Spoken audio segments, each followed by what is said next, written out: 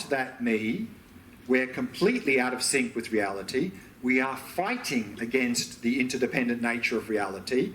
And when we fight against reality, what happens is mental afflictions and suffering, and then usually inflict suffering on others as well. And very often in most of our behaviour, this self-grasping is very strong. We have a strong sense of me saying this, me doing that, me going there. It's always me, with this me here, and everything else is there, independent. And so the stronger the grasping, the more out of sync, the more likely attachment, aversion, jealousy, the more likely suffering will arise. But sometimes, in our experience, this self-grasping is not as strong, and that often happens when we're more focused on the activity rather than the agent doing the activity.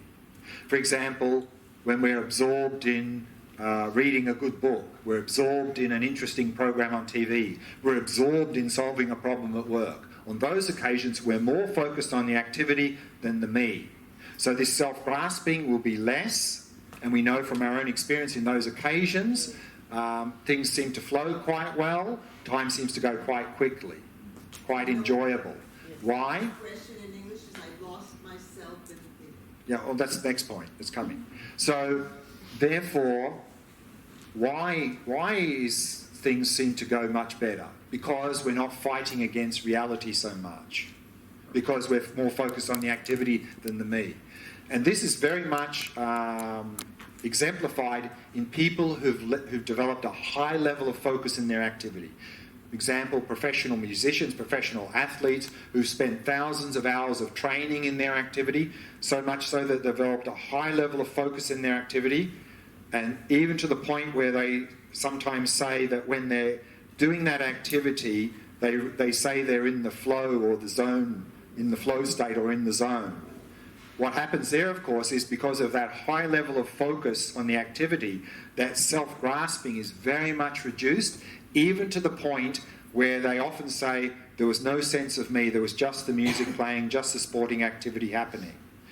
And in addition to that, in that circumstance, they also report peak performance, optimum performance. Why? Because they're much more in harmony with the interdependent nature of reality. They're not fighting as much, only due to releasing grasping because of focus.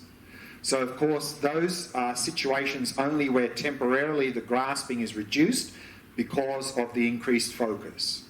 What we're talking about here in Vipassana, of course, is to release all grasping by understanding, realising there is no independent me here. So we can eliminate all grasping through cutting that ignorance and cutting mental afflictions and suffering. And if we can come to realise this emptiness, we'll come to realise there's not one single boundary in the entire universe. And as I mentioned earlier, now, of course, what happens is there seems to be a boundary, a big boundary. There's me here and then everyone else there, separate, independent of me. Which means if there's suffering here, then we're very concerned about that. If there's suffering out there, seems to be independent of me, not so concerned. If it's a friend, maybe I'll help. Stranger, I don't care. Difficult person, I hope they suffer, they deserve it. But, therefore, it will be difficult, as long as we have this self-grasping, to really develop love and compassion for others. Difficult. Because actually, that's sort of their problem, not my problem. Whereas if we realise emptiness, we'll realise there's no boundary here. There's no separation, there's no difference. And so therefore, what will happen is that we'll be able to develop boundless love and compassion for everyone. Because if we realise emptiness, we'll realise there's no boundary anywhere. Therefore, if suffering arises, whether it's in this body, that body, equal, the natural response is compassion. It's not like me versus them. Not my problem.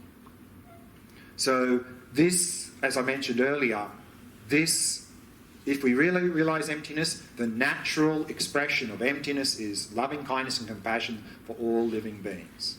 That's the natural expression. Now with the self-grasping, me, the natural expression is attachment, aversion, jealousy, hatred, anger, all those things. That's the natural expression of grasping. Okay, so a little bit of time left. One or two more short things, but if there's any questions now. Ask about the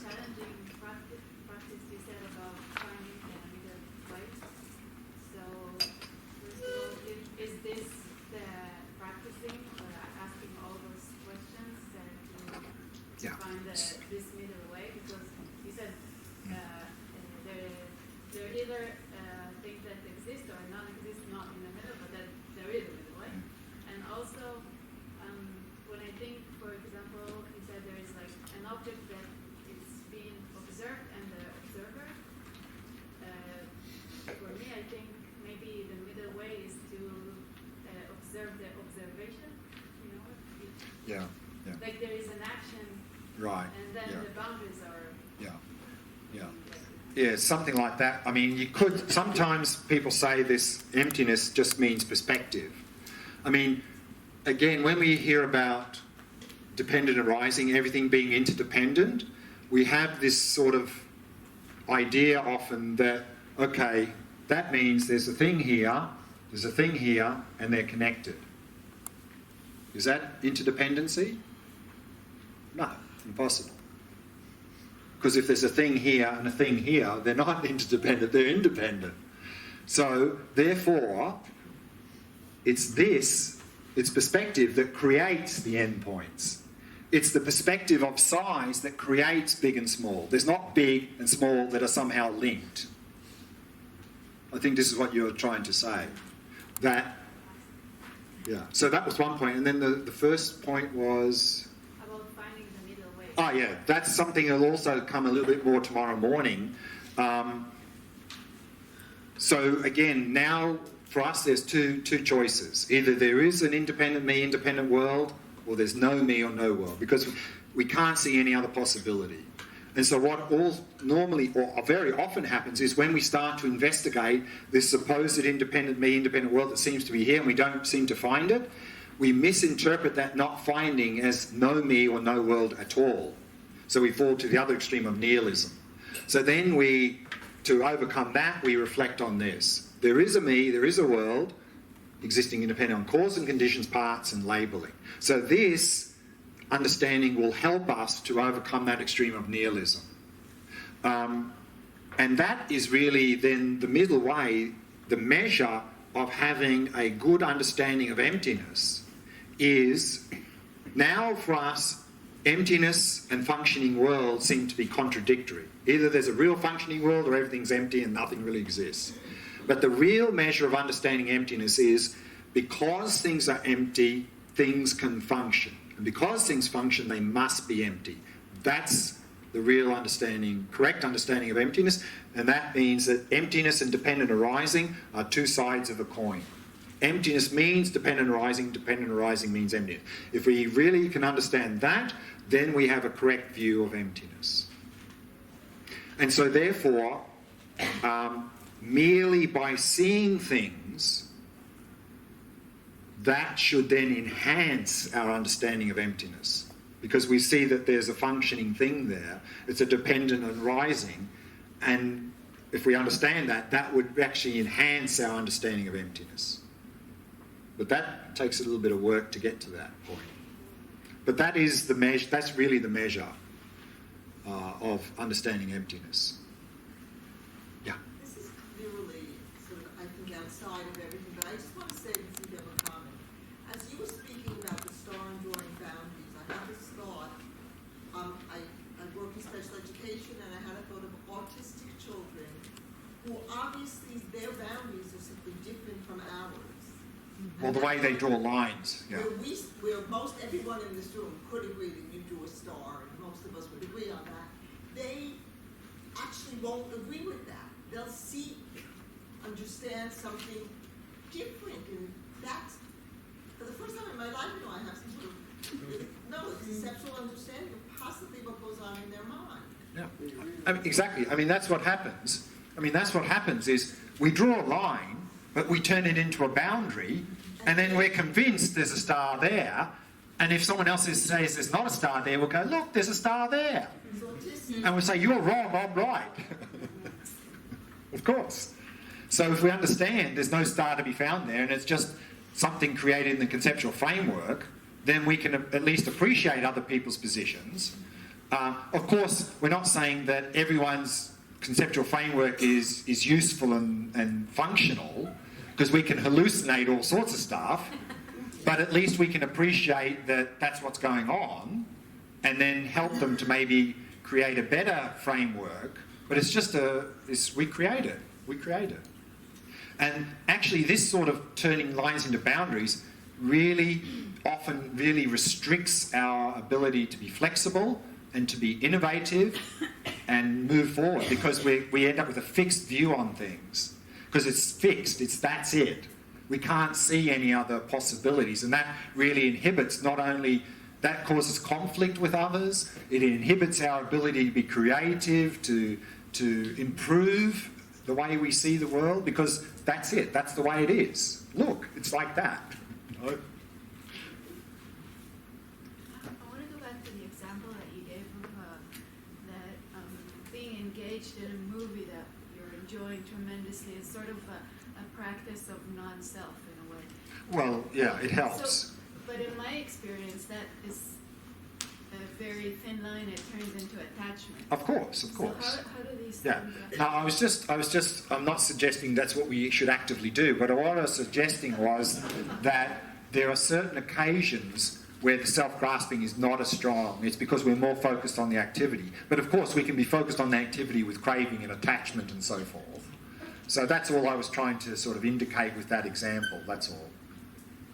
Nothing really more than that.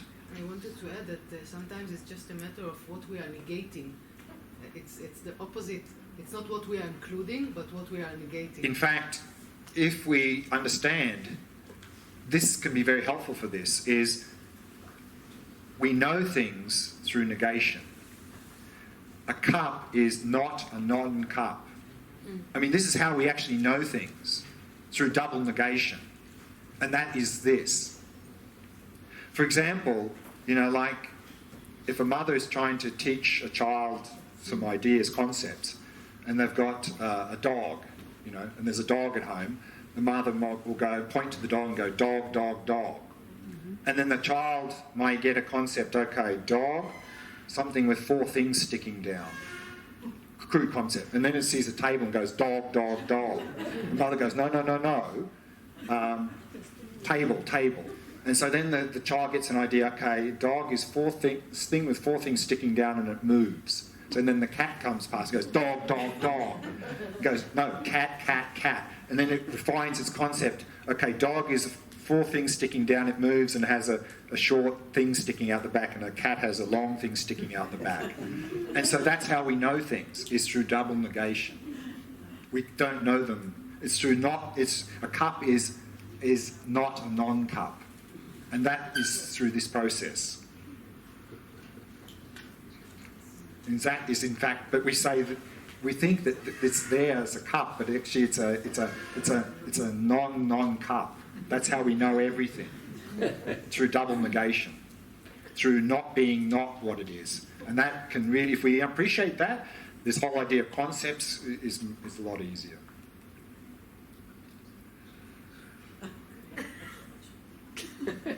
Oh, run out of time. Okay, just one last point and then we'll stop there. And that is, with this topic of emptiness, there are many analogies given to help better understand this idea of emptiness. And one analogy that I really like, I find very helpful, is the analogy of a dream. Now, when we're dreaming, in the dream there seems to be an independent dream me, there seems to be an independent dream world out there. And so in the dream, if we encounter something pleasant, we have attachment, something unpleasant, aversion, maybe fear, anxiety, and so forth. But if in the dream suddenly we realise we're dreaming, i.e. we become lucid in the dream, then there will still appear to be an independent dream me here, there'll still appear to be an independent dream world out there, but because we're lucid now, we'll directly know that these appearances are deceiving us. Which means then, if we're lucid and something pleasant appears in the dream, it would become very difficult to have attachment to it. And if something unpleasant appears in the dream, it'd be very difficult to have aversion, fear, anxiety, and we'll enjoy the dream a lot more. This view of emptiness is saying that our waking life is like a dream. Because in our waking life, there appears to be an independent me here, there appears to be an independent world out there, something pleasant appears, attachment, unpleasant, aversion, big mess. But if we become lucid in the waking state by realising emptiness, there will still appear to be an independent me here, there'll still appear to be an independent world out there, but because we've realised emptiness now, we'll know directly that these appearances are deceiving us, which means then it would become very difficult to have attachment to anything pleasant, aversion to anything unpleasant, and we'd enjoy our waking life a hell of a lot more. So that's one analogy I particularly like. So we'll finish there. We've run out of time. So tomorrow morning, of course, we'll continue on in the text. In